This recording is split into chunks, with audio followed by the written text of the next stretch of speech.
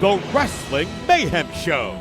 Since 2006, the pioneer in pro wrestling podcasting. Just wait, just wait, just wait, just wait. Wait for the perfect time, then attack. Don't give up what you want, take it back. Wait for the perfect time, then attack. Do what you have to do, make it last. Wait for the perfect. It is the Wrestling Mayhem Show, 985 Tuesday. We've been talking about professionalized wrestling. I'm Mike Sorg at Sorgatron on the social medias at the Sorgatron Media Studios in Pittsburgh, Pennsylvania. The Rizz is here. Sorg, I'm looking at your numbers. My numbers? What numbers? I'm looking at your recap. My recap. Your Twitch recap. My Twitch recap. For not bad. Okay, which account? For indie wrestling. IndieWrestling.us that we're streaming on right now. Right now, as well as I think you're also doing on Sorgatron Media as well. But yeah, good numbers here, Sorg. Okay. Where's my emoji? Where's your emoji? Yeah, why don't I have an emoji? Well, I think I gotta see if I can put more emojis in there because I only had 5. Probably can't. And we had our logos for this, the couple of promotions. One I don't think we work with anymore, and we had like random one I made of Ziggy Heim because we did the Hanukkah Day thing. Surprisingly, the top emoji that's been used is the RWA emoji. Yeah. I wonder if that's during the pre-shows or what. So because I don't look at the chat enough when we go live. But yes, I'm here, sir. Thank you. So Rizz has been I'm like, Rizz, I got my recaps from Twitch. You're my Twitch expert. Is this good? Because if you didn't know, Rizz plays games. I do. On Twitch. Twitch. I haven't played games in a while. And I don't know how to read the tea leaves of I don't know if these are good numbers. They're not we're not doing thousands and thousands or anything over there, but there's definitely a good number of people popping in, right? Yes. Yes. But Sorg, you're taking time away here. Oh, yeah. Okay. So, of course, I got to introduce, intern Mac is here. Hi. Hey. It's been a couple weeks. We watched part of the homework. Yes. So we'll do that. Because there is a comparison point there, and we'll update on that. And we also have, let's see here. Oh, some guy named John. Some guy named John. Some guy named John is here. Welcome. I feel welcome. Thank you. Good. Important week. It's an important week. 880 is in the middle of a big move, and I thought we'd talk about that. You seem implicated in that, and you had a big week with Effy on Thanksgiving Eve that we'll talk about later in the show, right? Indeed. So, including the big question that we'll leave as a teaser is, we found out, are you gay enough? We did find out. Yes. It's been answered. And we'll find out more about that here in a little bit. In the meantime, this is the Wrestling Mayhem Show. We're here live every Tuesday night at 9 p.m. We're streaming on about everything Wrestling Mayhem Show accounts. That's Facebook, Twitch, YouTube, even Instagram as well. You can join us, and we're keeping an eye on the chats as much as we can here across the board. So thank you, everybody, for joining us over there. We'll keep an eye on all that and bring you into the conversation as we're able to. So, and it really does kind of drive the conversation here. And the big part of the conversation here, whether you bought 900 seats and could actually see it or not, is the Survivor Series and WarGames. Obviously it was the WarGames match. I guess, do you want to do the bad news since I just teased it off the bat? Did you guys see the $900 seats that couldn't see the ring? I saw some Twitter photos of them. X, whatever you call that damn app. Not great. Not great. It was like, I don't think I tagged it to be able to bring it back up here, but it was like a barricade and a small TV, and you could see the screens above the ring, but not the actual ring from where they were at. I asked the question online, is this the venue or WWE's fault? And unfortunately, a lot of people kind of harped on and I get it because this is kind of the thing, the TKO of it. No, it's TKO's fault that it's $900 and stuff. It's like, well, that's not the question I was asking. Whose responsibility is it to make sure the seat that you purchase that is not marked as obstructed-view is actually as advertised? Because this isn't the first time this happened with WWE events. WrestleManias have had this problem where the big post from that structure is, and when I go to Manias now, like I can see like they've definitely tapered things off. There's a big gap there. That's not an issue, or for a lot of that. But so I was like, is the ball field in San Diego the problem? you know, because they're telling WWE this, or is like somebody doing this? It's like, I feel like WWE's done this long enough, and they do so many of these now. They should have this kind of sorted out. I don't think they care. I think TKO. We got your money. Yeah, no, I think it's about nickel and diming. I was reading that CJ Perry story today where she said they no longer get friends and family tickets. Yeah, I've heard a couple versions of this. You now need to pay for your friends and family to come to every show. Yeah. Liv Morgan in particular had to buy a box to get her friends to come watch her comeback. Yeah. So TKO was like, no, we don't do that. Rusev had to buy like a $5,000 in box tickets for the entire family to come see him at WrestleMania this year. And there was even one account says, you know, they would put in for the friends and family, and then at the last minute they would pull them and sell the seats. So they're like showing up expecting tickets that they don't have. It's just, and that's a morale issue. So do you really need to maximize so much that I guess at $1,000 a ticket, yeah, why not? That's actually a good, you know, upsell or something like that. But it's I said today, Vince at least like made sure families could see this because he knew who the audience was. For all the Vince problems, like it was a family, and this TKO was like, oh yeah, it was cute that he had a family business here, but we really think we can maximize this. And you just see that attitude. I honestly think they'll sell within 5 years. TKO is going to sell this thing the moment they can make a penny off it. Yeah. We are in that point, right? So where it's just a, just like Warner Brothers is just getting hoarded around to the next investor, and you're like, but what about Batman? You know, like the biggest worry I have for AEW is the next buyer won't want them. That's the biggest. I think that's the biggest threat to AEW as a company. It is the same thing that happened to WCW. Was literally, you have the highest ratings, we don't want you. Even as low as they got, they were some of the highest ratings in 2000, 2001, 2000. Yeah, because they went out in 2001, right? Like, you know, they were the only live thing. They were only, you know, this. They have whatever fucking reruns back in the day, or I don't even know what was running on TNT in 2000 at the time. And I just think that's the biggest thing. I would like to see AEW diversify and be on some other channels as well. It'd be unfortunate because like David Zaslav, the like current owner of president of Warner Brothers Discovery, is pretty much just famous for canceling TV shows. Yeah. So they survive that, and then they get, that would be the worst. I'm waiting for somebody to buy out Batgirl, because I want to see what happened there, you know. I'm very curious about that. Because I mean, we got the Daffy and Porky Pig. Yeah. We're getting the Wile E. Coyote trial movie. Somebody else bought the rights to it, so like, and I don't know what the difference is. Like, can Batgirl get? This became another podcast, by the way, but it still applies to AEW in the long run. So I don't know. W just becomes this like brand commodity thing. It's still wild to me to flip on my Disney Plus and see the Survivor Series advertised, which again goes back to my prediction I made several years on the prediction show that Disney will end up buying WWE and Rhea Ripley, or Charlotte will become a Disney princess, because Rhea Ripley wasn't big yet. It's a lot closer than you think. It's so close right now, isn't it? If you look at it, if you look at it and you look at TKO's catalog here. Mm-hmm. They had UFC. They have UFC. Yeah. UFC went from ESPN to Paramount. Yeah. Like Paramount. ESPN just did 1st. Yeah, ESPN just did a swap out, didn't they? Yeah.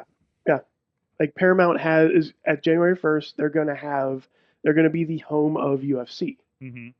So, I feel like in a couple of years it's going to be WB's turn somewhere.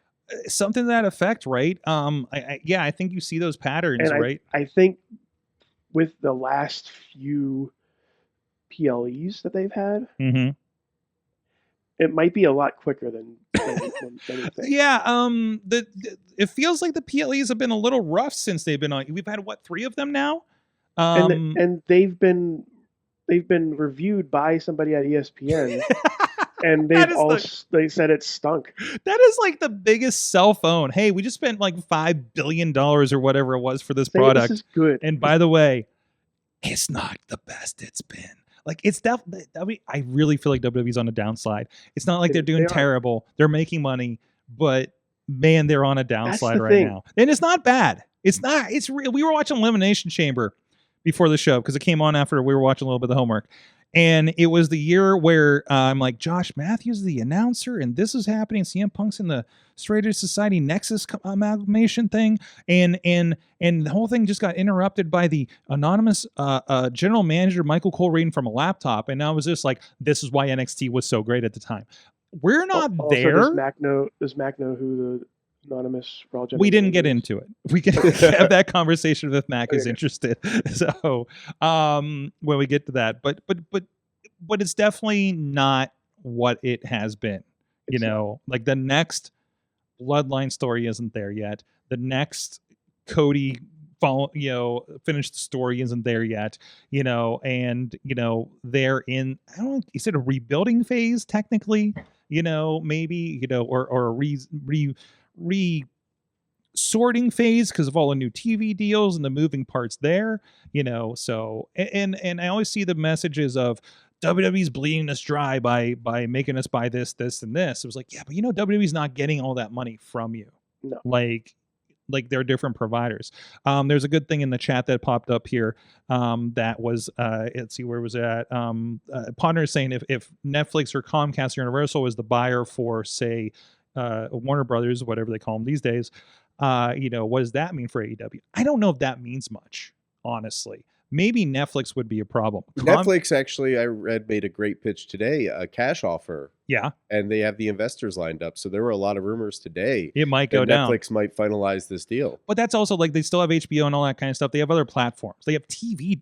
I don't know if the TV is involved because I thought they were spending that out maybe. I think it would depend on who buys it. Yeah, so I don't think Netflix is interested in Discovery, True TV, and maybe they are. Maybe we'll see Stranger Things on TNT next, along with not Suicide Squad. What was the other thing? Was the one with the robot guy? Doom Patrol. Yeah, that's popping up. And if Comcast Universal buys it, I don't think that's necessarily a death knell for AEW because, again, if the channels are included, we're Comcast Universal isn't like a holistic provider of WWE anymore. They have SmackDown, and I think they get rid of everything else in February or March. Which now the question is also, what does happen in America to NXT PLEs? Like, where does that go? In my mind, it could just go straight to YouTube at this point because WWE's doing a lot of YouTube stuff, right? So it could be that's antitrust monopoly territory. Well, not in this economy. Do you see them going like the route of maybe adding on to Netflix, being like, hey, you have Raw, here's a monthly live, monthly, quarterly, whatever you want to do it for our NXT program. I am curious what WWE's pull will be in that. I don't know who has the pull here, Netflix or WWE. Can WWE say, no, we got to be the only wrestling? It's not like there aren't other wrestling. Or do they just go to ESPN? I mean, I feel like ESPN might be the key. I think in the void, AEW will be valuable to somebody. Mm-hmm. In a world where it was announced today that Impact Wrestling is going to be moving to AMC channel, which is a channel people actually have, and they made all the references to Breaking Bad and everything in it too, so they're already off to a great start. Are you ready for listen, remember when TNA we went to Destination America and we were looking at the zombie the Amish zombie ghost hunter shows and stuff that were on that channel to figure out what that channel was? I remember they did like the Speed channel at one point, and they had a whole different programming of what was it called? It was pretty much a wrestling promotion for Speed, like the Speed channel, with like Jay Lethal in a mask, wrestling somebody else. It didn't last very long. No, absolutely. Yeah. So it was TNA. TNA's been through some shit over the last 10 years. And God, they've survived and they're doing great and they're on the comeback, like it's biggest crazy. thing since Spike TV. What's that? Biggest thing since Spike TV. See, I mean, honestly, yeah. I mean, That's like 15 years ago. I think it's bigger than Spike TV. Right? I'd agree. Yeah. I don't know. AMC is not what AMC used to be. I guess. I guess it depends if they end up on the streaming platforms for AMC. Mm-hmm. I don't really know what the deal fully entails. So T-Pop's in the chat room saying the NXT PLAs just goes to YouTube, at least temporarily, like AAA's events have been. Yeah, I think that's happening too. And AAA's making movements. They've moved from, I presume they're coming off of HBO Max down there, / Space TV, I think is one of the things. And looks like they're going to Fox. I don't know if it was Fox or Fox Sports, and that's the Mexico's Fox. So that's different, obviously, then. Because I think AEW had programming on Fox down there. Like they had some kind of AEW Espanol show that was, and a wrestler programming went on a Fox network. I don't know if that's still the case. Maybe that deal's done and they swapped in AAA. So wait, Speed, didn't they try to bring back Sparkplug Bob Holly? No. That's, man. If they could, they probably would have. I'm sure he was still signed at the time. I think he was still with WWE at the time. So, but yeah, so that there's big question marks on there. I think you're going to see more movement in AAA to be more America friendly, because they're streaming it to WWE's YouTube in Spanish, which is wild because when they were independent, Joe Dombrowski himself was doing commentary, on Triller and stuff. And now they have nobody after that big show they did of it like a few months ago. Like, I feel like they're disconnecting at that point because like that's not making it, like they're making it partially accessible in a certain way, obviously, but it's still like, but I don't know what's going on. Maybe I don't need to know. I just, he's an Iguana guy and he's doing fun stuff, but but a lot of people aren't going to digest that. Right. It was really hard for us to watch New Japan before they went everything English, but that's still really niches thing for you, and you want to see it because Dominik's there, and Americano and all these guys, and you want to see what they're doing down there, right? So I don't know. I feel like that seems really strange and disjointed for WWE TKO to be doing it this way, considering how flushed out everything else has been over the last couple of years. So it's really, really intriguing. So. This was to my knowledge, this is the first stadium. They're like, oh, we set all these records for Survivor Series. So it's like, yeah, because they've been in arenas, I think, for its entire history, right? To my knowledge. So this is the first outdoor war games.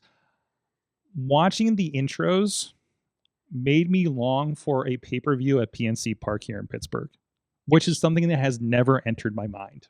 Because that is, we always have we're the prettiest ballpark. Like San Diego's got some pretty good views. They did that bay view over the top of it. I'm like, Missy, look at this. Look at this view here. And they're right in the middle of the city. Like you're looking up through the rafters and you're seeing just a building. That seems very unique to what we've had with these PLEs, up until now. So I don't know. Would you guys get off of the vibe there? I think it depends how many seats they have. I guess I don't really know the seat count, but they're just going to want to cram people in. That's the whole point of it, right? It is true, but they haven't been filling SummerSlam. Yeah. Especially now that they went to 2 nights. Cleveland was not near fill when they did SummerSlam up there. There was an entire top, both sides top, that were just a couple levels were tarped off. So I think they like the possibility of it, but if they can't they're not even filling for WrestleMania anymore. No, Vegas didn't fill. They charged too much. They charged. It was really cheap if you go day of. When you buy the tickets a couple days out, it's kind of nice actually. So do not plan in advance for WrestleMania is my hot tip for you. The Woods family did the same thing. I think they just bought their stuff a couple days in advance. I have a buddy in Vegas. I'm pretty sure he did something similar. Yeah. The only issue was I bought my ticket for Raw on that same day because I was trying to figure out if I could make my flight still. And I ended up with a handicap seat by accident. So because I'm like, oh, it's cheap, it's on resale. And then I looked at I literally walked to the section. I'm like, what the hell is HC? And they're like, oh shit. So there's that. We talked about that back then. Dave Bonner says that PNC Park can do 40,000 for baseball, so I'd imagine it'd be more for wrestling. They did 40-some thousand in for Survivor Series this week, so I think that would pretty much work out for them. And they're not killing any seats for that set. They did that dugout set, that cool aisle light tunnel that they did, and they played with that a lot with those guys coming out. That was really cool. So, anyways, let's talk more about Survivor Series, the matches. Maybe after this, less than the business that we've been doing. So, but in the meantime, I want to give a shout out to our friends that are supporting us over on patreon.com/Wrestling Mayhem Show. You guys got the bonus content. Got a little late. I was having trouble getting the videos up on Patreon this week. So sorry for the delay, but that gives you a little something. Also, let me know, do you want the Patreon updates like the same day as the show, or do you want them like later in the week? You want a little Mayhem nugget later in the week? Let me know over there in the chat or over in messages over on the on the Patreon page and stuff, right? So, but thank you everybody that does support the show, including our friends at the fan of the show level. Bo Diggity! Woo! Little more enthusiasm out of Mac this time. I like it. Team Hammer Fist, Tupac family, Bubba Brewer, Jason French, and back on Patreon, the mother of dragons herself, Tina Keys is back on there.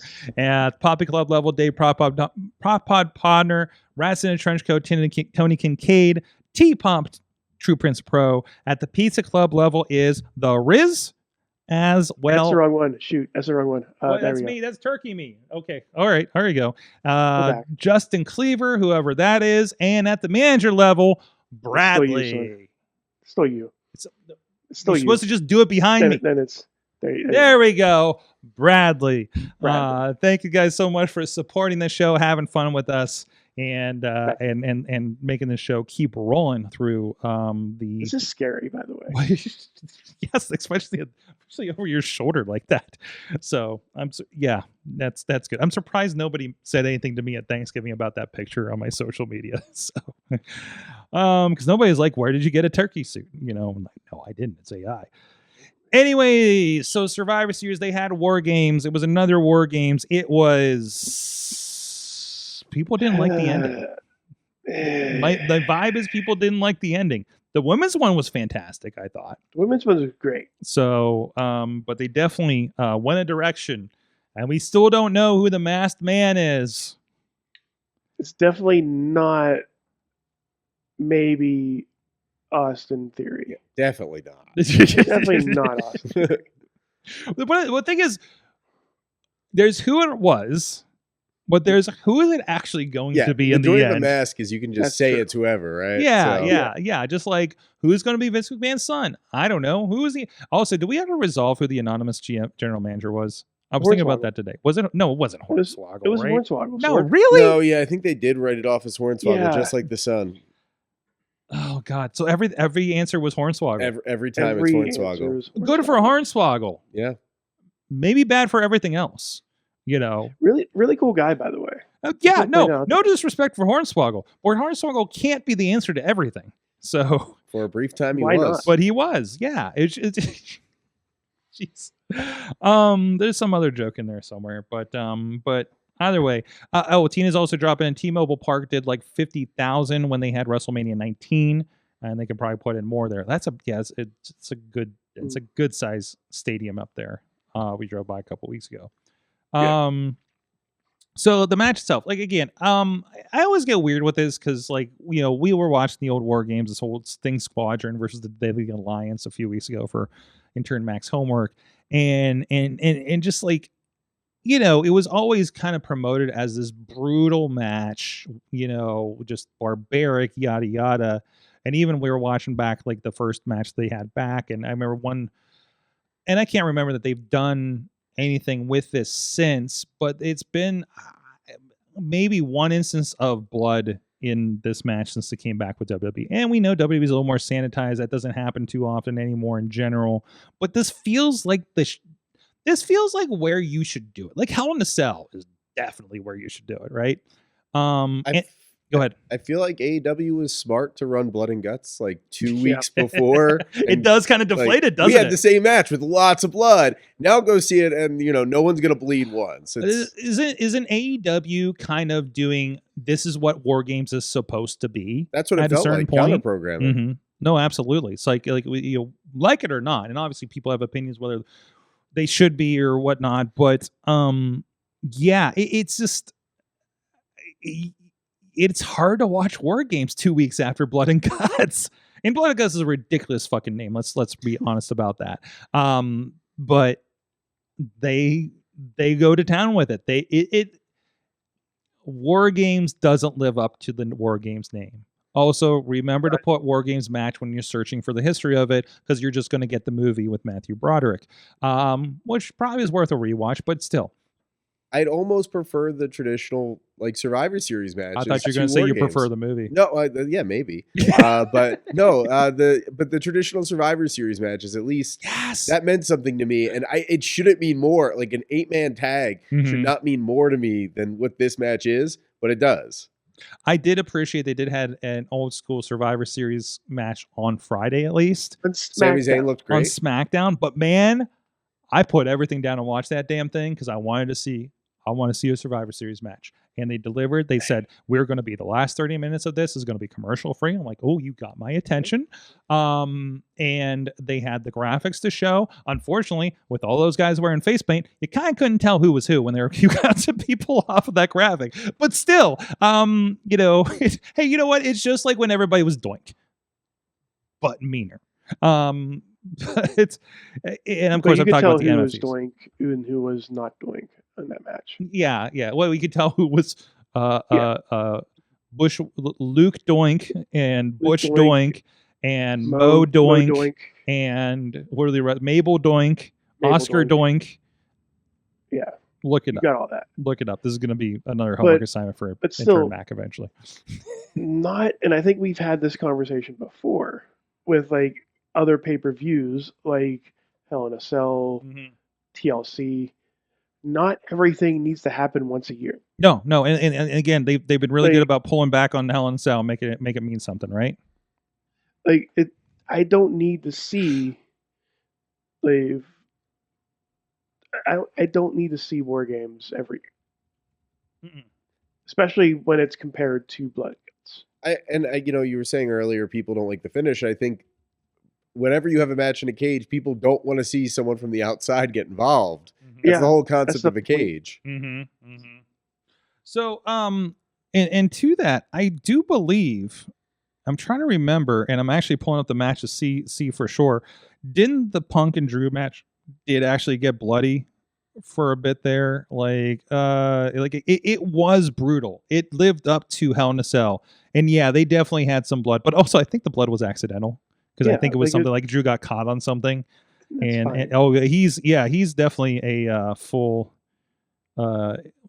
Crimson Mask in this thing. So and that was probably the best Hell in a Cell that they had done in a decade, right? At that point, yeah, CM Punk wasn't drinking the blood of Drew McIntyre in that match. There was that too. And then you have AEW's just calling out, hey, we're going to have a tag team death match for a tournament match here coming up, which is tremendous. I do want to see Tony Storm versus Jon Moxley, by the way. Let's just go for it, right? So that's anyways, back to War Games. Don't want to go down the AEW hole yet. I think it's interesting. Royal Rumble does this now too, since 2 specialty matches that last a while, but only 4 matches on the show. Lots of wrestlers involved. You have 20 wrestlers between 2 matches. It makes sense. The women's match was good. By saying the women's match is probably the lowest match on the card is not a disrespect to the women's match in this case. When your other matches are War Games, and John Cena retirement almost match. So great stuff there. And they made the women look great in the John Cena match. Oh, absolutely. Phenomenal. Oh, absolutely. John Cena was he took Pop Rocks from the smallest girl in the freaking division. That was great. Everyone in Judgment Day came out looking like $1 million in that match. Yeah. That's good. That and then Liv Morgan's promo on Raw, just was a great reset button. Mm-hmm. And just the fun they had with it when she posted on Instagram that night, the picture of her dressed as John Cena with no comment. It was good stuff. No, and that's what that needed to be. You knew it was going to be a schmoz fest, and Cena wasn't walking out with that. But, Dom's got that fire. Man, there was a note, I think it was maybe from that article, but I saw the quote going around that, what's the Players Tribune article that Rey Mysterio did and talked about how Dom's homage to Eddie is reaching like that status where he's going to get cheered no matter what he does already. God, to have that so young in his career is just insane, right? Like that guy, he's gonna main event WrestleMania in the next 3 years, and I might be sooner hedging that bet at this point. There's 2 nights now, Sorg. There's 2 nights. He's at least the first night main eventer. You know, yeah, at minimum at this point, right? Well, it's hard to argue there's anyone more consistent, maybe in the ring, but as an overall performer, he's entertaining, and he's always entertaining. No, and he's rolling with that, and the crowd, like watching them turn his direction basically at WrestleMania this year was tremendous. Like sitting there, hearing the chance to be like, wait, did we all just become Dom fans all at the same time? Like what happened here? You know, and he still gets booed and whatever, but man, it's a beautiful build that we're doing here, right? T-Pop saying Matt Dominik playing off the shoot injury that Penta had on Raw by doing the same spot against Cena. The fool everyone was just, I heard the big Figure 4 podcast clips where they're just like, man, they did that so well. We all thought that we all bought it. Kind of thing. They did that awkwardly long enough, but if you're watching, you're like, I saw that guy. I saw people moving around. You can watch people move in position if you know what to look for. But man, that was kind of great for that too. So, they kind of played all the hits on that one. So, and Cena did great. Did Cena do any homages in that one? Is he kind of done with that at this point? I don't think I saw any pop up in this one. It's pretty much. I didn't saw anything either. He'll probably bust them out. It's coming up for the last match. When he obviously takes on Gunther at this last one, because I hope. I can't even think of not Gunther at this point. Like, you kind of want LA Knight to have more of a feel good night to it, but I don't know, man. That could go either way. Yeah. By the way, Rob doing a genius thing last night by doing a face heel match. And, Gunther kind of just played face the whole match. And then not at the end. Like, got to do some heel stuff, but really played the face and peril role. And people were into it. People were into both of them, right? Like, it's and we had face at the end. Like, WWE doesn't, like, they don't pull back on that anymore. And I love them doing that in a tournament, because you generally don't know how this is going to go. Because you can kind of read, like, oh, okay, there's 2 matches in a tournament. The face one, this one, we know what's going to happen in the next one, right? If you have watched enough wrestling, and to just say no, it's like to the point where they thought Penta was supposed to win. The smarts on the podcast world thought completely Penta was supposed to win that match they got injured in, and they're like, no, it's going to be Solo. Like, wait, they planned Solo versus Gunther? Okay, let's go. So like. I mean, tournaments are perfect for that. Like, you don't want a heel versus heel match every week or a babyface versus babyface, but when you do it, it can mean a lot because it's something different. It's not what you're watching on TV every week. You want unpredictability. Yeah, and tournament should bring that. It should force unpredictability, or seemingly force unpredictability in your planning of the tournament, kind of thing. It's like, that's why I love the round robin tournaments, right? Like, you guys got the experience. So you got to take on your tag team partner in your recently at 880, right? One of my favorite matches. Yeah, no, that just came up on my feed, so I was thinking about it actually. And I was just like, God, that was like such a good thing. I can't wait. Presumably, we would do the same thing next year at 880. Just like I can't wait. Like, hopefully, maybe we'll see if people recovered by then, because I know that is stressful as hell to book that stuff for a month.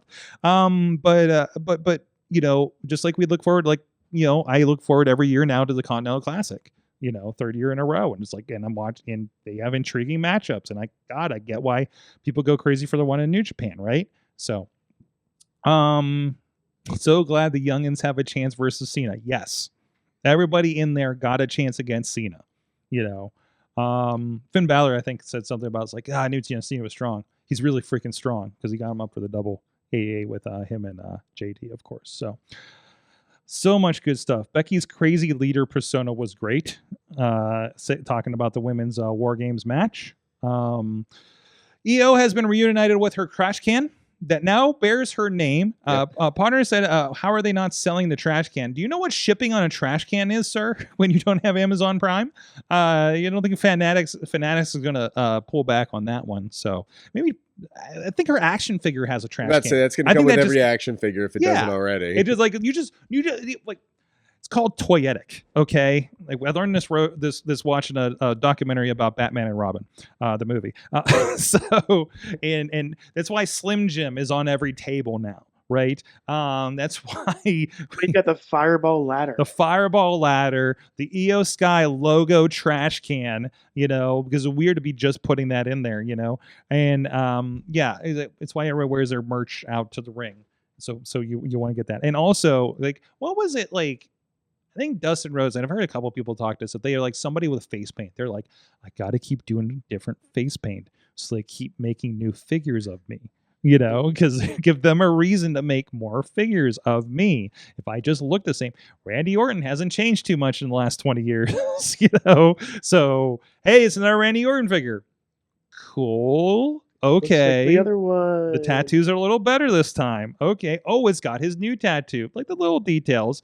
But, at least Walking Wild can have a different hat, or something. So he just got his first one a little bit ago. Mysterio's been doing this for how many years now? Oh, man. Mayhem Mysterio really is the forefront of toyetic in wrestling, masks. isn't he? Masks and styles and nods to superheroes and things like that.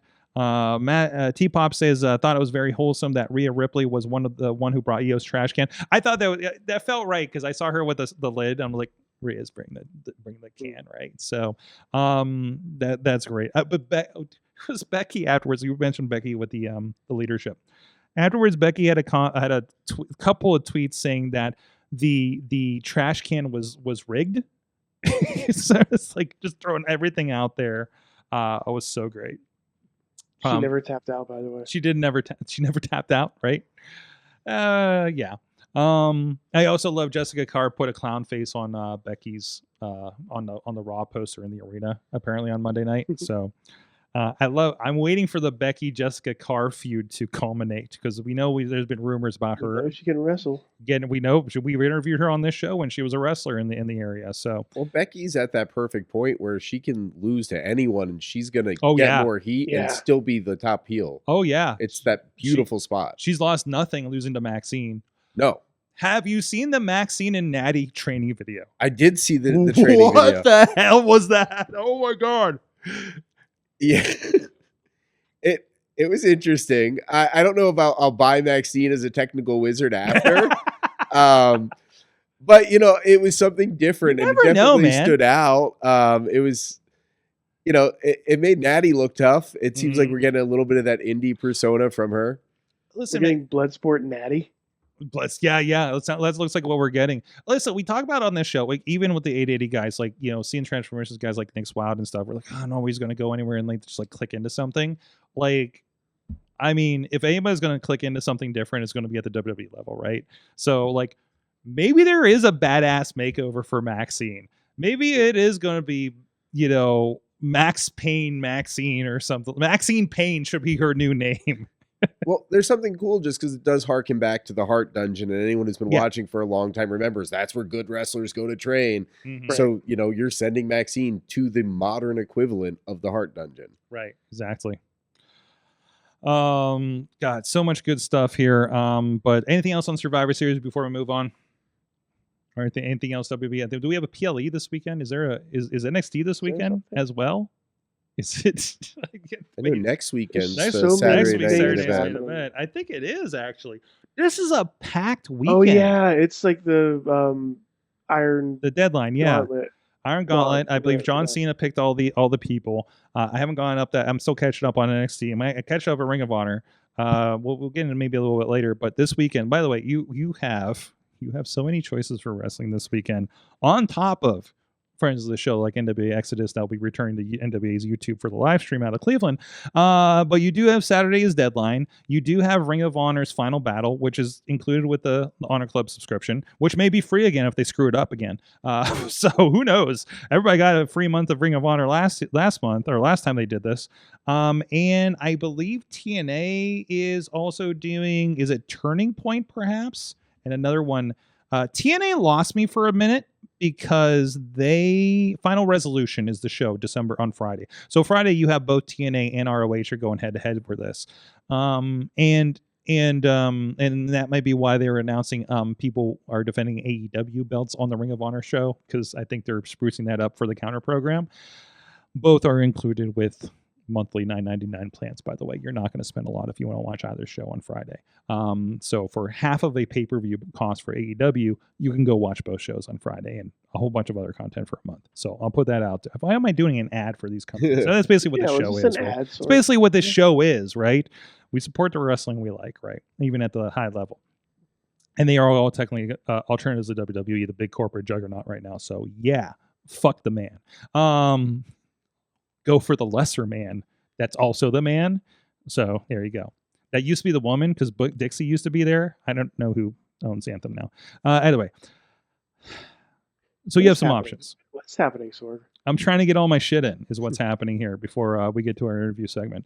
Jessica Carr is a former Vicious Outcast Wrestling alumni. So, and friend of the show. Under her previous name, Kennedy Brink, I believe. It's spelled really interesting.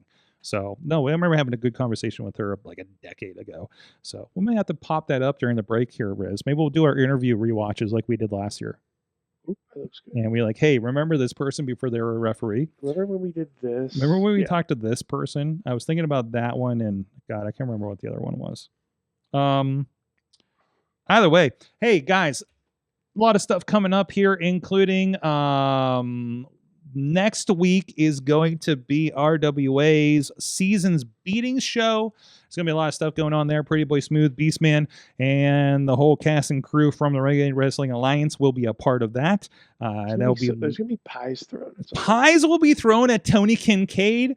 If that didn't sell you on it, and by the way, IndieWrestling.network and IndieWrestling.live or the membership over on YouTube is much cheaper than both of those shows I talked about previously. So about roughly half the price what you're going to pay for that. You're going to check that out on December 13th, I think is next Saturday. And you're going to, and you can watch after or whatever the case may be. If you got other stuff going on, because of course we do have, we'll probably talk about next week a little bit more, or even tonight, I guess. Enjoy Wrestling is next week on their Patreon. A lot of options, and the nice thing is you don't have to watch this stuff live. I hardly watch anything live anymore, to be quite honest. I just got to be really careful with my social media intake when I have something else going on, like the NXT, kind of busy, But a lot of good options there, so go check that out. Support indie wrestling. Support us putting out good indie wrestling. And also part of that is going to be the reboot of sorts coming up with Thursday night fights. Top Rope Tabletop's next Friday. Oh, hey, Top Rope Tabletop's next Friday too. Also free on the YouTube. This is a very busy December, by the way. So plus it's Christmas, and I have to figure that out. So Thursday Night Fights is moving from the south side, not to the east side, but definitely up the mountain of sorts, to the Hilltop, to someplace familiar if you've checked out the Hilltop County Fair with Enjoy Wrestling, or you've seen the second season of Fight Underground. It's the same room. But I love that wrestling has somehow been attracted to this space. So that's been kind of nice, and ignore all the stuff in the background going on right now. There's business happening in the room. Anyways, Walmart came really late apparently. So Thursday Night Fights is happening in the new space at the Warehouse. Are we officially calling it the Warehouse? I think. I don't know if it has a name. It has an address, 829 Industry Street, over in Allentown, right behind Bottle Rocket, which is a bar over there that a lot of people are familiar with. Still in the city.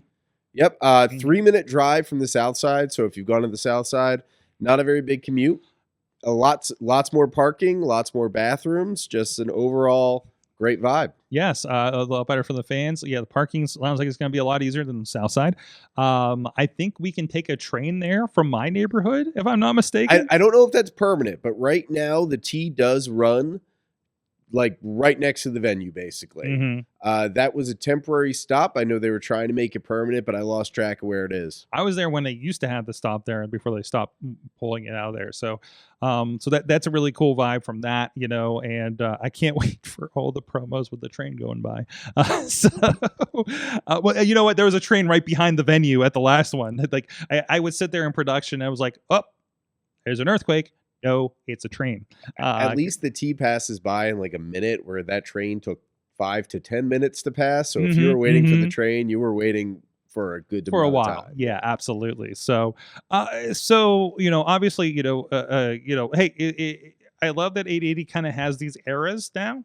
We had the New Ken Dottie Block era. We had the Southside Shop era, which I think, attracted some new fans. We had some cool vibes there for a little bit, and you've alluded on Thursday nights to being partially responsible for this move. Yeah. And, I think it was on the first episode of the Southside. I said I was going to rid the Southside of 880 Wrestling and clean up the Southside. And then literally a for sale sign went up on the building a couple months ago.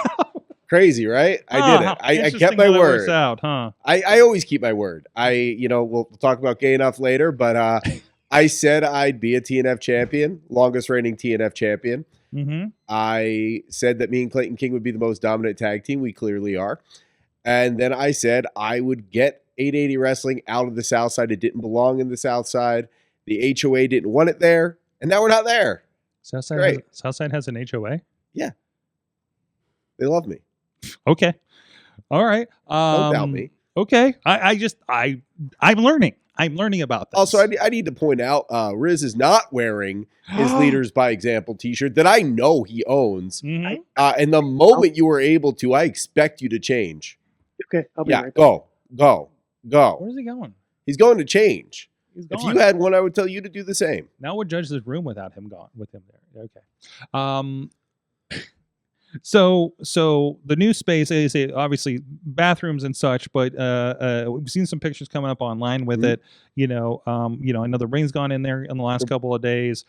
Figuring out the space and everything. No more low boy ring. No more low boy. Oh, we have high ceilings. You're going to see a lot of the aerial moves that maybe we couldn't quite do in the South Side. Oh, so you can finally get your swanton in. Oh yeah, all the high flying stuff right. you've come to expect from some guy named John. It's all back. Yes, we know you're very airborne. Oh yeah, when you have the space for it. So I'm waiting for your moonsault. I'm waiting for your 450. All the ones all the classics that I've always pulled out. Yeah, that's exactly right. So everybody should be thanking some guy named John Says T-Pop for the great work he and the Leaders by Example have done for 880 Wrestling. We do so much. Yes, thank you.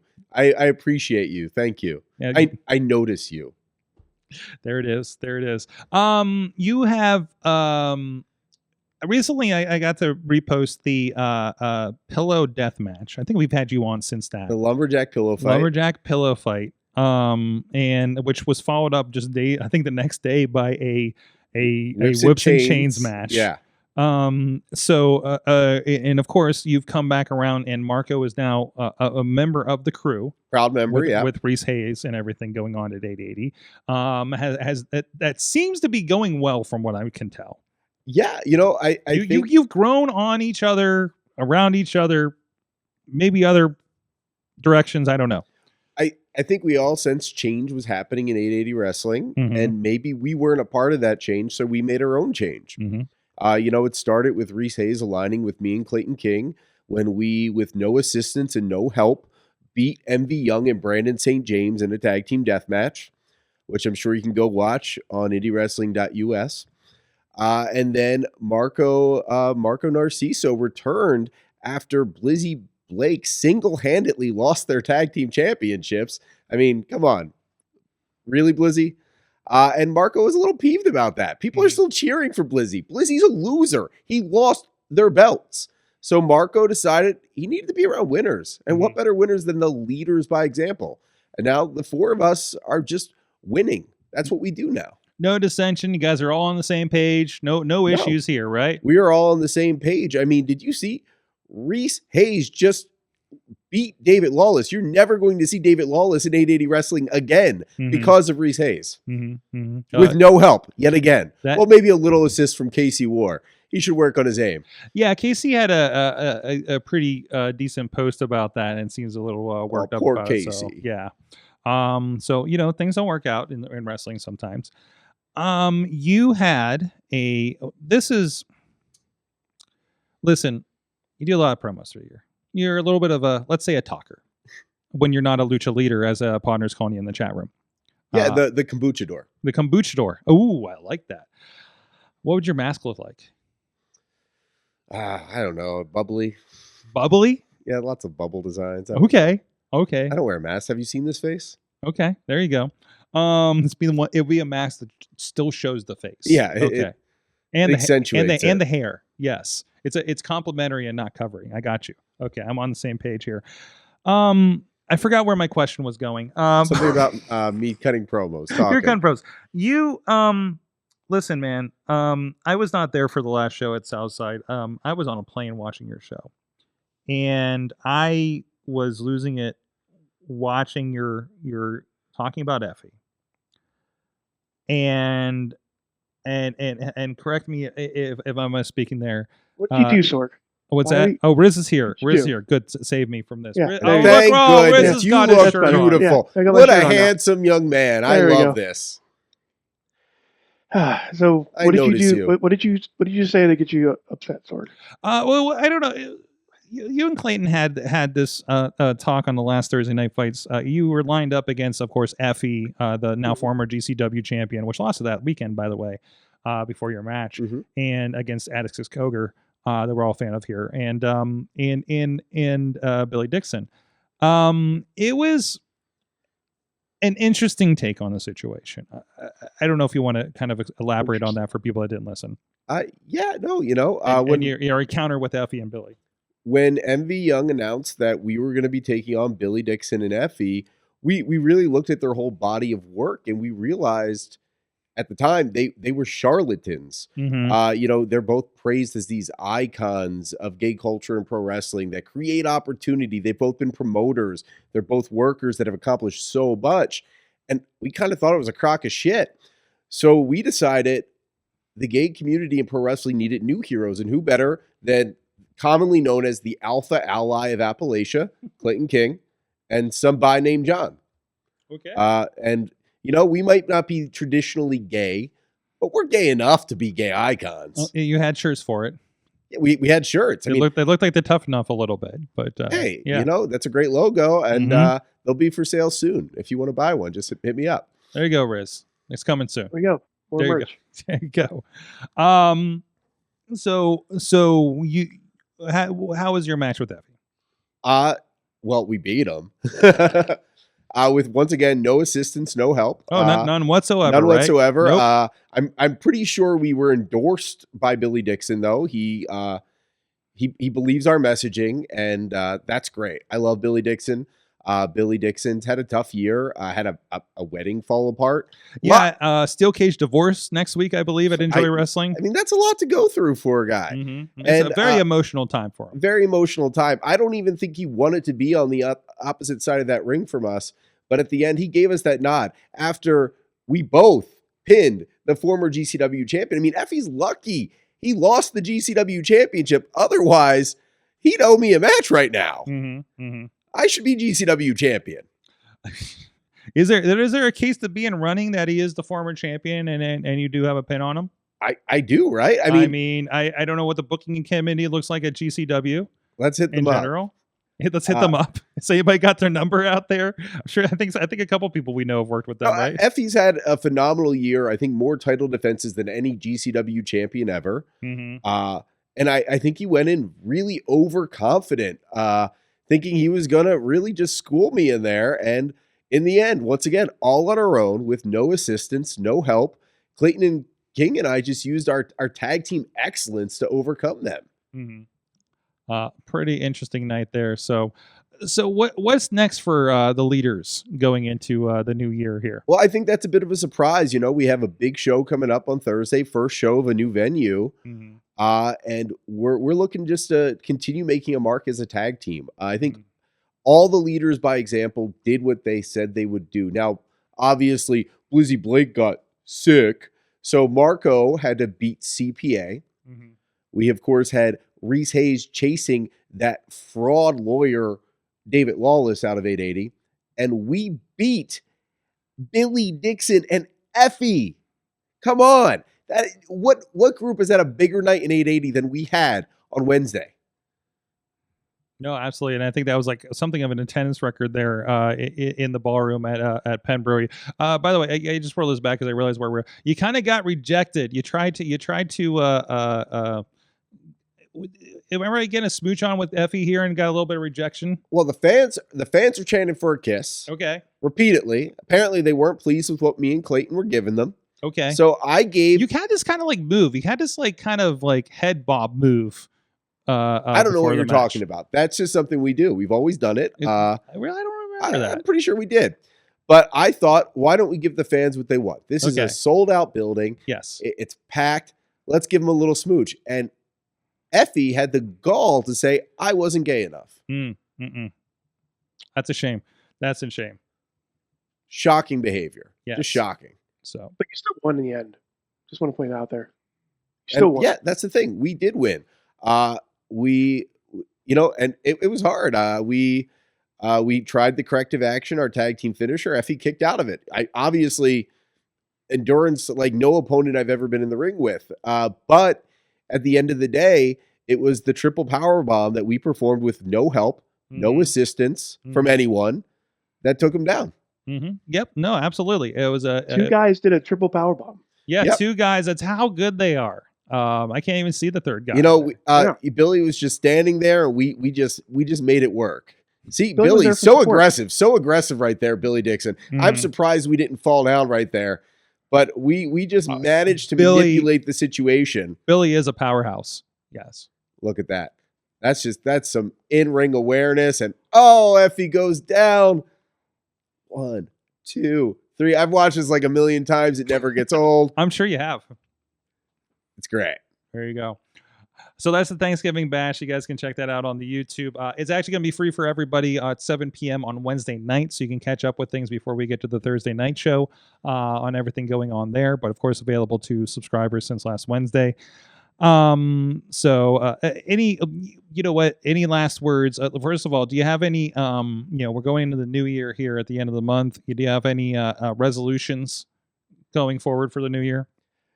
At the time, I think Clayton and I said a couple months ago we were bigger than the tag team championships, but now we think it might be our duty to elevate the tag team championships. Maybe not right away, but I don't think it'll be long before, we make the Psychedelic Dreams bags a little bit lighter, if you catch my drift. And maybe champions everywhere. Leaders by example are spreading their wings. We're going everywhere. We debuted at RWA last month.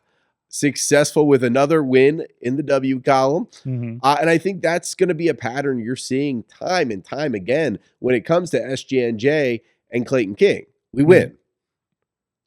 One of your other favorite people is in the chat room. I just noticed on our YouTube for IndieWrestling.us. Austin Carnes is in there. Oh, that bum. Yeah, there you go.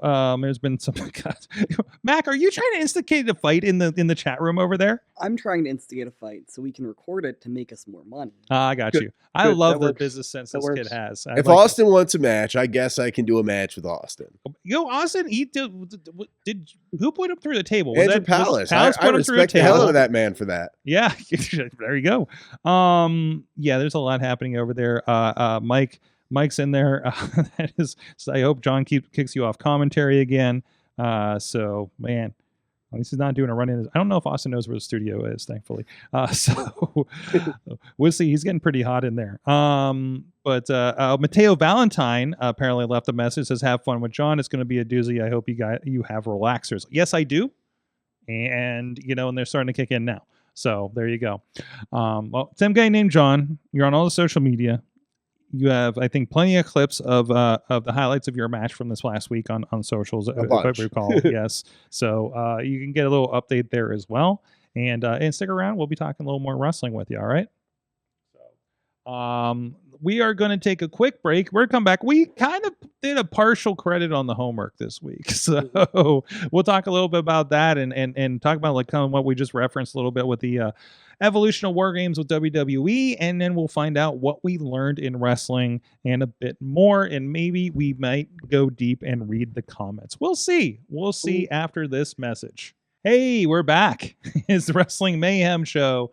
Rizz is here somewhere, but here's his chair. And also with us, intern Mac is here. I love when I surprise you with the shot and you're like, oh, I'm on TV. That's called presence. And some guy named John, of course, 880 Wrestling, which is showing up in the new location up in the Allentown neighborhood of Pittsburgh here this Thursday. But also next week, you're going to be on Enjoy Wrestling, we forgot to mention. Yep. Tag teaming up with Gianni, Michael, Enrico, the greatest Italian to ever come from Pittsburgh. Okay. Ever, especially in pro wrestling. Oh, okay. I wonder if there's any other high-profile Italians not of at all. any living or dead in professional wrestling. Just Gianni, Michael, Enrico. Okay. All right. Yeah, I guess that. Yeah, sure. Okay. Fatal 4-way tag match. He does not need my help to win, but because Cristiano has some other obligations, I will be filling in. I am the third last real Italian. The third to last, or third last? There are three of us. I'm the third one. The last very Italian, some guy named John. That's what people say about me. Okay. That's, I haven't seen that on your card. Maybe that'll be on your trading card. I'm Italian enough. Sure. Okay. So that's going to be down at Valium. I know it's been I was there the first time we were doing with Valium. Had to miss last time because of COVID, but got to watch it from home at least. So it's a very cool venue. Again, a nice big warehouse space. Yeah, I like this move to warehouses that we're doing in the rest of professional wrestling better than the gymnasiums. All respect to gymnasium shows; they're cool enough too. But I just like a variety in spaces. It felt like everybody was on a basketball court 10 years ago, right? So. No, that's going to be a good one. You got, we were talking about on the break. You got Beastman and Rizz, which is an interesting Beast Friends we saw at Hilltop. If you're on Patreon, you can see that match for their Enjoy Wrestling. Danny Moe, and I forget who the other partner was with Danny Moe. So there's some interesting matchups there that you usually don't see. Yeah, other places. Fourth line, some opponents I've fourth line, and then there's a fourth line that we are familiar with. Yeah. So, and I understand you guys are kicking off the show. Yeah, we are announced as the opening match. So Last Real Italians will usher in the show with a big win, I'm sure. Well, good luck to you on that if you need it, obviously. No, we don't. Yeah, that's so. So there you go. All over the place here in Pittsburgh. So single-handedly keeping Pittsburgh wrestling in the city propped up, right, John? Yeah, no. And I it's always cool though when there is stuff in the city. When I lived in Philadelphia, there were lots of independents. So few of them actually ran in Philadelphia. Yeah, we talked about that. They'd all gone bankrupt, but like the few that were there that I could get to via SEPTA, like the public transportation company. SEPTA sounds like something else to me. Which was probably still accurate, right? Yeah, no, they're terrible. But it made it special. You could just go to the bar, catch a bus or a train, and you're at a show. And I think there's a novelty to that, to not having to go on a car ride for 30 minutes. And sometimes I want to go on that car ride for 30 minutes. Like, there's nothing wrong with that. That's a blast too. But there's something fun about having wrestling in your own backyard. And it's we talk about this a lot, where it's like, I don't think there's a lot of people, your massive people aren't going an hour away for shows or coming in an hour to shows to the city, right? So you really kind of do get a different audience than you would say obviously you're at RWA. That's quite a different audience than we're seeing at 880 or Enjoy at this point, right? So yeah, I think 880 a lot of the Enjoy regulars kind of discovered 880 through Enjoy. Sure. And it's a different crowd. I think there's a lot of more overlap than people give credit to the fan bases of all the professional wrestling around here. Yeah. But there are some fans that don't leave the city. If it's not within city limits, they're not going to that show.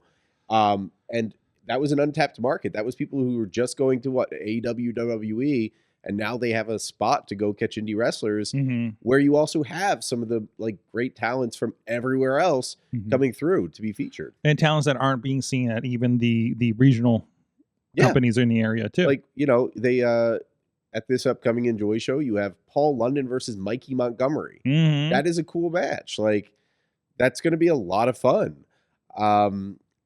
I can't remember what else has been announced yet, but there's a lot. Let me go pull up the I thing just to make don't- sure, because I don't know what you're privy to or making your dealings with or anything like that. No, obviously that, and obviously like the steel cage match between Sonny Kiss and Billy Dixon, dog collar match between MV and Mad Dog which is going to Connolly. be great. By the way, I just saw Mad Dog in person over at Defy again. And obviously we saw what he did to Reese Hayes the last show for Enjoy. He is I saw some of the scariest moves in wrestling, like legitimately. He murdered Reese Hayes. I know, and you should see what he did to this other guy at Defy. I can't remember who he took on over there. So I love Reese. Never mind. yeah, they love him, but like, God, he took a beating on that show. And speaking of WarGames match, Better Business Bureau versus Runway and Holodeck, which that's going to be a lot of cool. There's only been that one steel cage match at Stage AE, so I'm really excited to see the setup. Which was Lawless and Mr. Grimm. Mr. Grimm, that's right. So a lot of really interesting stuff going on there. And again, we mentioned the steel cage divorce that's going to be happening next week as part of that show. And I think that's all the big stuff that's been actually announced for them. And there might be some other surprises in there. They have a pretty tight show. We talk about Defy is a very nice, tight show. Enjoy also is a very tight show. Obviously, there's some DNA between them or influence between them, and everything. I mean, they were on, Enjoy is still, I think, on Remix with Defy and everything too. So, but I know Remix is still a thing because it was brought up the other day. And I just, but it's just a lot. I can't keep up with all the streamers. Listen, I can't operate my own streamer and keep up with all the streamers, so it gets hard these days. So, and I'm getting more pictures from the venue. This is exciting. I'm not going to share them yet. This is very behind the scenes. This is more me stuff because this is not interesting to anybody else, I'm sure. Are we gonna have a bar? What's happening here? Anyways, it looks very cool so far. I think they're getting the lights in tonight, so. I'm very excited to get in Thursday and figure out how we're going to shoot that show with the interns. I think both the interns are going to be there to shoot it as well. Mac, are you excited for a place that doesn't? I don't know. I'm not excited for a place with less graffiti for one thing because I thought that was a very cool look. But I'm excited for the open space. Yeah, and to work in. And the heat is way better. So now that it's cold, I think that's something that's on everyone's mind. I'm still bringing my space heater just in case the first night. Yeah, I was there today. Yeah, it was cozy.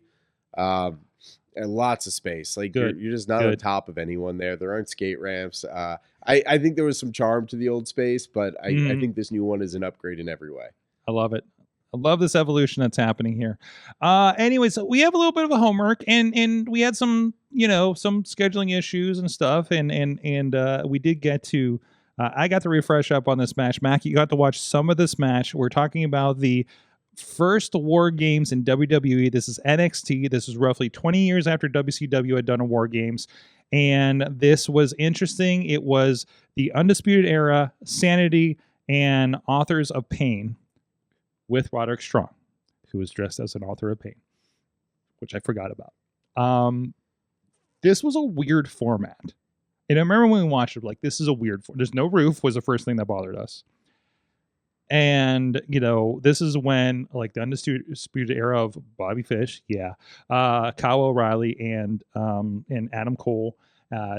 Sandy was, of course, Eric Young and Damo. I forget what Killian Dane, I think was maybe his name then, or is that his name now? I can't remember which is which. Killian Dane was his WWE name, I believe. And Wolf something. Was part of that at the time. Madman Fulton was not in this part of it. I think Madman Fulton was an early iteration of Sanity. Oh, yeah, Alexander Wolf. Alexander Wolf. Thank you for that poll. Man, While Rizz appears with information. So I remember that because Mad Mike actually made a nice little, and we'll get back to that for a minute, made a comment once saying that Alexander Wolf was the one person that was like really hard because there's like another Alexander W in WWE, and it was picking up on that one. Oh, when he was working at WWE. Yeah. That's fun. I think it was him. Yeah, that sounds like a mic problem. Yeah, for sure. So the interesting thing about this format of this match, again, there's 3 teams of 3 people. So there's 9 people versus we have 10, like 5-on-5 right now in WarGames, right? They did the first 5 minutes of a 3-way. And then every 2 minutes after that, they let out the rest of each team. Mm-hmm. And it, like the rest of Undisputed comes out, rest of AOC comes out or something like that, right?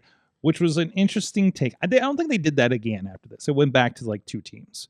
I feel like they I vaguely recall it, but I feel like they experimented a lot with those early ones when they were first bringing them back in NXT. Like it was like, all right, we want to bring this back. We want to make it WWE version. A lot of trial and error. There was but they got that out of the way and got into the match, and you just had 9 people being wild. Because what was it like, Mac? Didn't we say there was like 20 minutes after they got everybody in there at that point? Yeah, and it just like I have it up right now, and I'm like going through it. Yeah, and it just keeps going. Yeah, like, and it's not boring. It's 47 minutes. This match with intros, right? And which is like, I think like the old, like I was interesting because like the new ones are like an hour. The original ones were like 30 minutes, right? And had more people coming in and everything, right? So, and this was like, again, reminded me of what that era was like of NXT. Oh God, this is what got us through. I feel like that energy that we had in NXT during that time, where all of the cool people from the Indies and Ring of Honor and TNA were coming in and just going and just having these baller matches. I feel like, again, watching back to that, a lot of that DNA, obviously some of the talent, but a lot of that general DNA is what kind of got brought over into AEW when it started around there too. You know, plus all the guys that they wouldn't bring in, right? Like that was kind of the special thing about AEW. Mac, you know, kind of in your own, not lived through this vacuum. What are your kind of take on this so far versus what you've seen otherwise? I think this just like emphasizes in my heart I love steel cage matches just because they can't escape. This is where you've landed on things. Like I think it's fun because like normal matches, like you can roll out the ring, whatever, you can like take a break. You're just stuck there. And it's like with this, they don't have a roof, so like you can climb on top. I'm terrified of heights, so being on top of a cage like that sounds like the worst thing on earth. There's at one point the one dude climbs up and throws the other dude off, and they land on all the people. And it's just, that sounds awful to me. That's something I would never want to experience, but it's so much fun watching someone else have to deal with. Did you see the EO Sky trash can spot from this weekend? Yes, that is like the only clip. It showed up like 50 times on my Instagram in the last week. She's straight upside down with her legs like split out at some point. It's madness. It's absolute madness. One of the early times when she did this, she smiled like deviously as she slid the trash can over her head. I think it was the second time she ended up doing that in NXT. So anything else from this? Again, this is like a kind of a menagerie of extra talent that you probably haven't seen at this point, right? I haven't seen any of these people. I don't know. But right now, because like I'm just learning all these names, all these people just blend together, and there's so many that like I don't realize like their parents were wrestlers, whatever, and then someone shows up that just looks identical to someone else, and I'm like, do these people all look the same? Are they related? Like, are they multiplying? To be fair, when I watched Ring of Honor, where a lot of these guys came from, like the era of Ring of Honor, a lot of those guys came from, I did have problems like Roderick Strong and Kyle O'Reilly are teaming up. Can't tell you the difference. Cedric Alexander and somebody was teaming up. Could not tell you the difference. Like, we talked about tag team blindness in the past. I'm just like, 2 white dudes in tights. I don't fucking know. They do fucking cool shit, but I don't know who the fuck they are, right? And it's like, yeah, again, it's Roderick Strong and it's Bobby Fish and Kyle O'Reilly and Adam Cole and stuff like that, right? You know, like that. WWE did separate them a little bit, I felt, you know. So, but yeah, going in, you're just like, yeah, this is just dude does this moves. So, that you're going to say a name that you don't know, but Sorg will know. It's very Mason Ryan like. Wait! Which is pretty much remind us of Mason Ryan. Mason Ryan was just like, as soon as he came out, everybody's like, Batista. Yeah. Like, oh my god, it was right. Just straight up Batista. He was British Batista. He was British Batista. He's Britista. It was the thing. British Batista with hair. This was the thing, like, especially this era. This would have been like the mid to late 2000s of WWE. every guy that came in looked like this guy. Looked like your O'Hare and Jindrax, your like muscle guy. Everybody had the same stack of muscles, and you just pasted the different face kind of on them, and they had tights, and that was it. And then nobody had personality. Like nobody stuck out beyond that, right? Cena was just muscle dude in tights when he first started, right? And he developed into this other thing because it's like, of course, he got lost in the shuffle. You look like everybody else, Having muscles and doing a headlock does not float in WWE, and it takes some of these guys don't figure that out, right? And sometimes it's like, why is all of SmackDown these guys? Like, was a bit for a while, especially before they had like a good developmental, If you watch OVW, you ever see like the OVW DV that's like, not the one Joe Dabrowski did, but there's the one that was at Walmart that was like Future Stars, hosted by Jim Cornette. Because I think he owned like that part of the OVW library. Yes. And it was Batista and Brock Lesnar and Randy Orton and Shelton Benjamin. But they're like the most generic iteration of those guys. Great matches, but there's nothing to connect with at that point. It was quite cool to see them in the early days, but that's what that is. Anything else, Mac, that you're learning from your poke through of that match? Not about that match, but Podner asked, "Have you taught me what fuck Bobby Fish is?"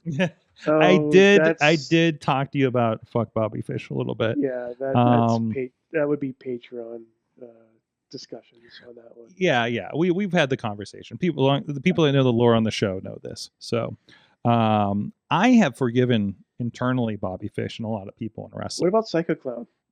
Psycho Clown's on the fringe. That felt malicious when that happened. So that is that's like a not cool thing that he did. Sorg? No, I'm the one that wronged Puppet. I know. And R.I.P. Okay. So no. I have mostly forgiven the people that wronged me over the last couple of decades of wrestling. Chachi has not. So I'll be like, nah, I'm good. He's like, nah, fuck that guy. I'm like, all right. So there was actually a thing that came up in the last couple of years where they're like, would you be okay working with these people, from a thing in the past? And I'm like, I would deal with it, but the people I'm actually going to send will not be okay with it.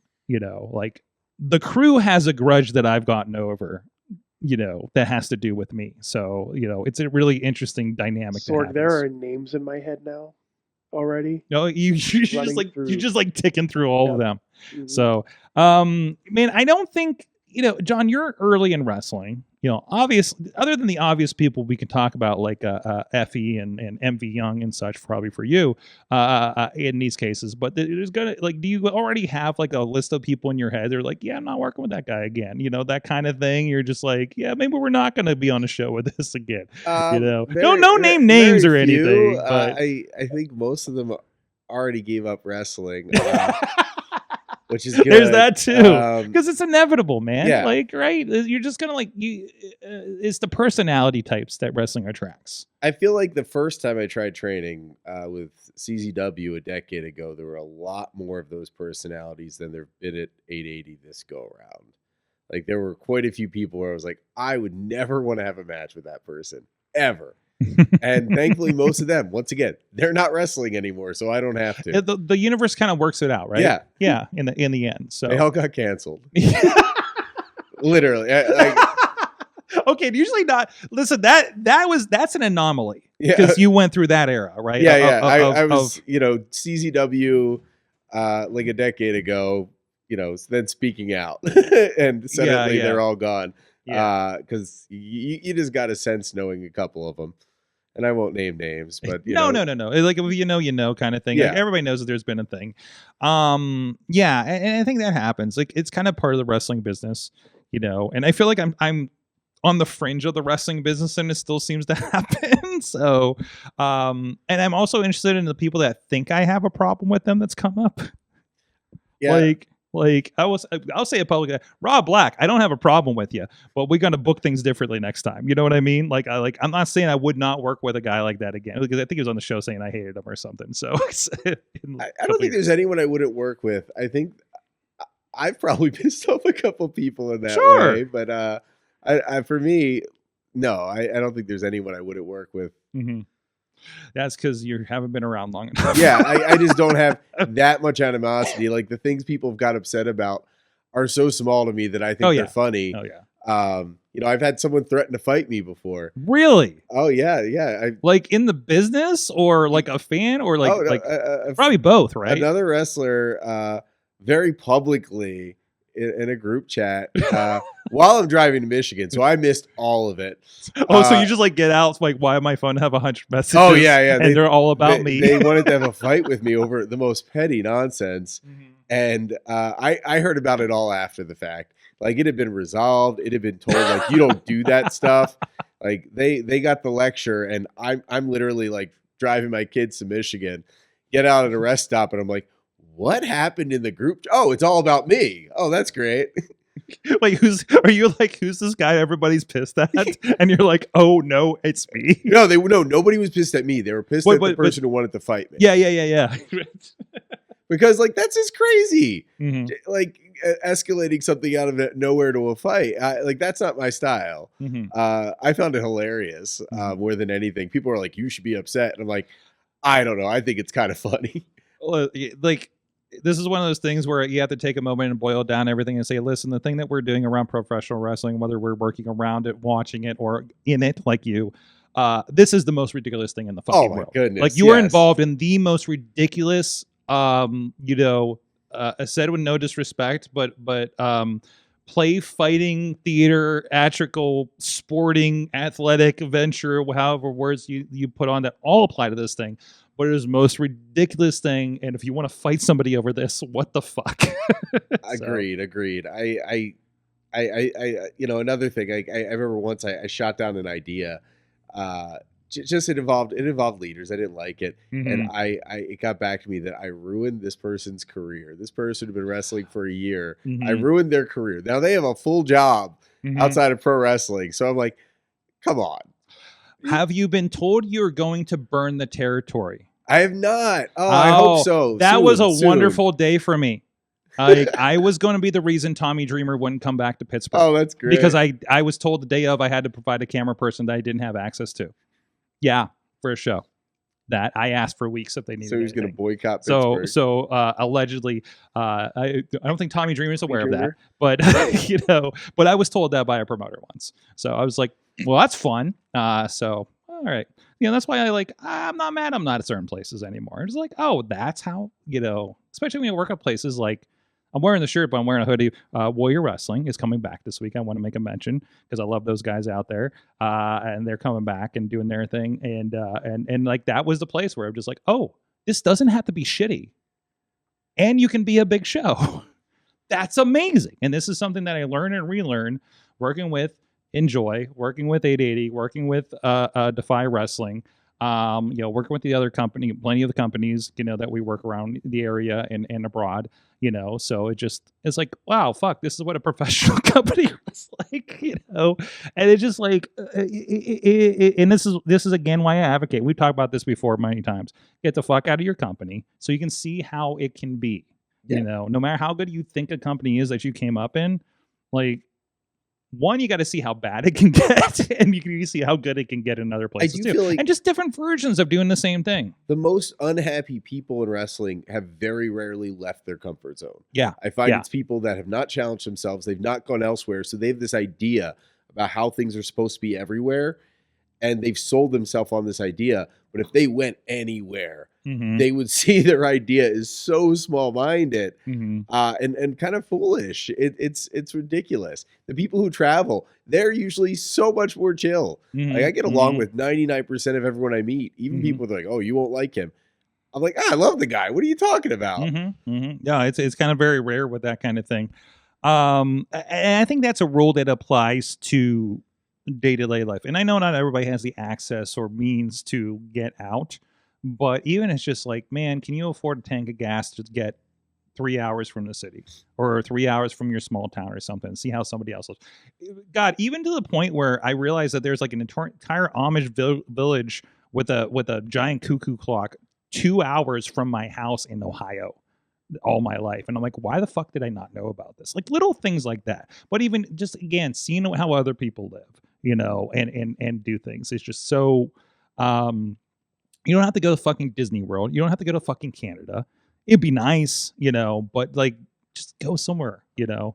Because so many people don't, I always say, like, there's people in the city that have never seen a cow, and that's just like, and that you don't have to go far in this Go instance. outside.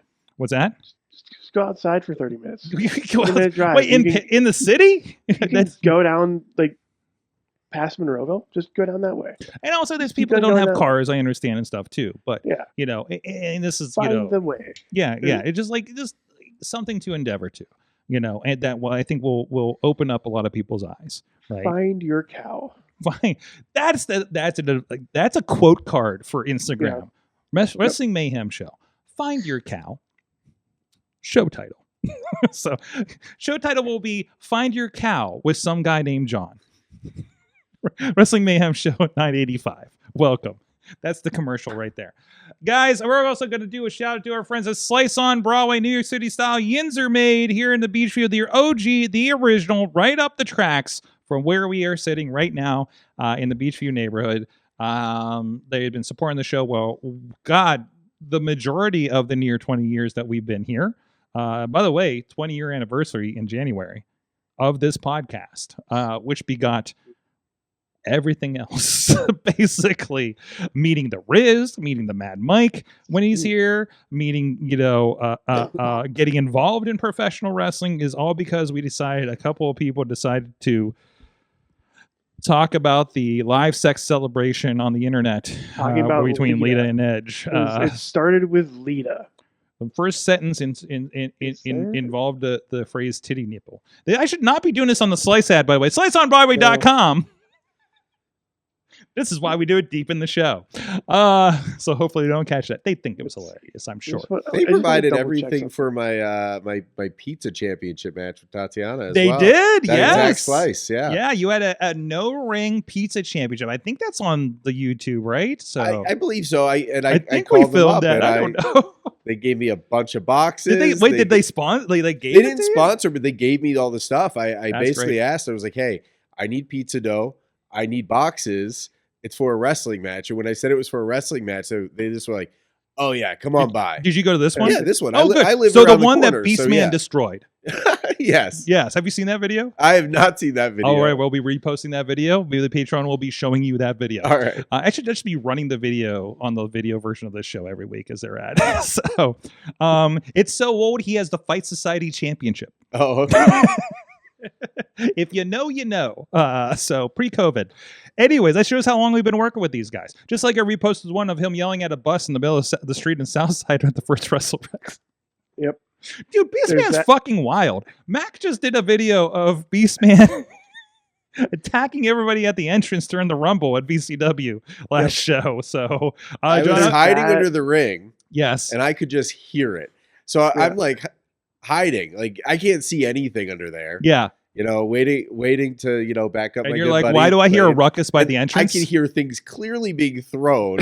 Like and under the little part of the curtain, I could see people falling as they come out. And I'm like, I got no clue. welcome to West Virginia Wrestling. So with the Beast Man, there is a funny part where I think it was Avalanche Adams that I think thought he evaded it, but then gets a guardrail dropped right on top of him. Oh, I saw that. On the floor. Since then, I've seen it. Yes. So thank you for Mac for putting that together for us. There's a lot of fun stuff from the Rumble that including the relationships between Super Oprah and Felix Cause. So which is also fun. Listen, you can't you find love, you find action, calamity, shenanigans. You'll also find a leader by example winning the Rumble, and you learn about being an Clayton ally. King. Yes. Yeah. Yes. Absolutely. Gotta put over Clayton King. Jeez. Where am I with this? Hey, guys. It's that time of show. What did you learn in wrestling this week? Who would like to go first? I'll go first. Me. You can go first. You're wearing a great shirt. No, you're wearing Yeah, a great there you shirt. go. The shirt. shirt. Oh, Look at that. Look at that. You got this. You got this. It's like you noticed Got each you. other. We noticed Yeah, each other. it's Yeah, like- that's right. Anyways, Rizz, go ahead. I was gonna say I learned that we lost a good one this, I guess today. Was it today or this yesterday? CM Punk's dog Larry died. Oh, I saw Brody King's post about it too. Yeah. AEW and WWE legend Larry. Because remember, the whole thing started with brawl out. Larry biting the hell out of. Was it Nick Jackson that he bit? I thought Ace Steel bit the dog or something. Oh, no. I thought that was the story. Ace Steel was with Punk, I thought. Yeah, and I thought he bit somebody. No, yeah, that's right. I think the dog was okay and everybody was protecting the was dog. okay. That's the story I heard. That's the version of the story I heard. I can't wait for the tell-all, and they're going to make a movie about it. Of course. For sure, right? Who's going to play Larry? The Jack Black. That's not the wrong answer. That's not the wrong answer, everything. actually. So was that? That's all I learned. That's Okay. all I learned. Sorry. R.I.P. Larry. Larry did get some merchandise and everything, so they can feel for that one. So we never got Pharaoh versus Larry. So One day we will. Dog fighting's frowned upon. That's probably for the best. that's true. Yeah, too. that's That's true. too. I don't know. We have children involved with -1, right? So and Bailey girl, who's now a wrestler, and of age wrestler, I believe now. So right. So John, what was yours? I learned that leaders by example are indeed gay enough to beat Effy and Billy Dixon. There you go. We are. That's what everyone it takes. wondered, and we were. Does that mean Atticus Cogar is gay enough too? That's up for him to decide. Okay. I can't decide that for him, but You only know your case. yeah, I we got you. certainly are. We're icons now. Okay. A lot of responsibility on our shoulders. Find out how we handle it this Thursday live on Thursday Night Fights right here on IndieWrestling.us. There you go. There you go. I find it's not what I learned, but I just find things like your promo last week very educational. So I'm learning a lot about the community, and I appreciate that. I think. I don't know if I'm learning the right things about the community, but I'm learning things. Hey Mac, what did you learn from wrestling this week? Follow that up, I guess. I learned that even though leaders by example are great allies to the gay community, they aren't gay enough to kiss on the lips, which is what the people want. Wow, that's a call out. I mean, I think what we did was gay enough. And we get to decide that this isn't pornography. We don't perform for you people. At least not this week. Honestly, I think it's a different show entirely. I think the fans are feeling a little bit entitled if they expect us to perform kissing or sexual acts. Like, honestly, you sexual deviants need to keep it in your pants, zip your lips, and let us do our thing. I mean, I know we're handsome men, all right? I get that you lose a little control around us. But there's no need for this. Is that the answer you were looking for, Mac? I'll take it. Okay, good. Like, and a side note, like that's what customs are for. Look it up. And you're not in that business. No. At the moment. So, Rizz, are you okay? I see pointing, but I don't hear anything. Fuck. What I are was you muting myself doing? the entire time. You're a what? I was muting myself the You were entire saying time. a lot of stuff and pointing. I was going to say, I don't think Twitch allows for that type of stuff to happen on screen as much. So what, kissing? I assume so. That's where it starts, okay? I know how these people are. There's a ladder. There's a system. You're kissing, and then other stuff happens. And then babies are made. Exactly. If you try hard enough. Wait. Right? No. We're gonna. Yeah. No. Okay. We can. Wait. We can show babies being born on Twitch. Wait, what? Yeah, that happened. that has happened. That's what I learned this week. I'm surprised you haven't seen that. No. One of my saddest moments is at a child's Halloween party. I had a promo planned where I explained puberty, and I forgot my prop that I needed for it, so I did not do that promo.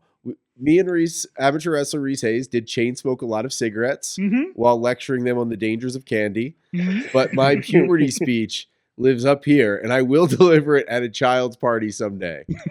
You're just waiting for your moment? Oh, it was full infomercial.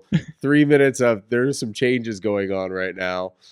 And I just wanted to see how the parents reacted. Tremendous.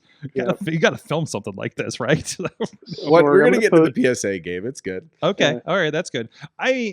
Okay. Ideas for Patreon later. We're going to just leave that for the moment. All right. Catching up with the chat room here. And Tony, if you want to get snuggle up to a mic, if you have something you learned too, we can get to you too. Where are we at? Chachi needs more fish without bait for forgiveness. There's that too. That's our other podcast on the network. I recommend it. This is not what he learned, but Pawner asked, wait, some guy named John's related to Swoggle being under the ring. Did you see any leprechauns down there? No, I did not. Which is amazing since everything's green in that promotion. I think in West Virginia, somebody probably ate them all. Okay. Yeah. Some vicious people there. Good to know. Okay. T-Pop learned that El Grande Americano and Vikingo had a match of the year contender this past weekend in the most recent AAA show, and everyone should go check it out. I'd say that would speak for itself without the language, with the barrier. You know what? YouTube, I'm really curious because YouTube, I know I keep getting promotions from YouTube about automatic translation of videos, and I'm wondering if that will apply to AAA. If there's because there's a voice, a vocal translation they can do by AI. So that might be something to play with, an option. If you poke into the beta features or something that might be in there. So if anybody posted that, if I remember, I'm going to look at it too. So what did I learn from wrestling this week? Well, we had... Nope, can't talk about that one. No, can't talk about that one. So, you know what? I will say, I've had a version of this, but I was reminded of a certain thing, and a certain job that happens at wrestling shows. We were talking a little bit about this before the show. So if you're on the Patreon feed, you'll know the details of this. I